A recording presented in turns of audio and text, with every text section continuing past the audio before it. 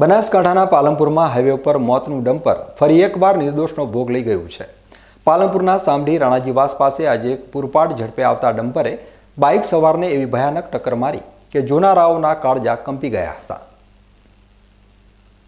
સામઢી રાણાજીવાસ પાસેથી પસાર થઈ રહેલા બાઇક સવારને એક બેફામ ડમ્પર ચાલકે અડફેટે લીધો હતો। આ ટક્કર એટલી જોરદાર હતી કે બાઇક સવાર ડમ્પરના તોતિંગ ટાયરો નીચે આવી ગયો હતો, જેના કારણે તેનું ઘટના સ્થળે જ અત્યંત કમકમાટીભર્યું મોત નીપજ્યું હતું।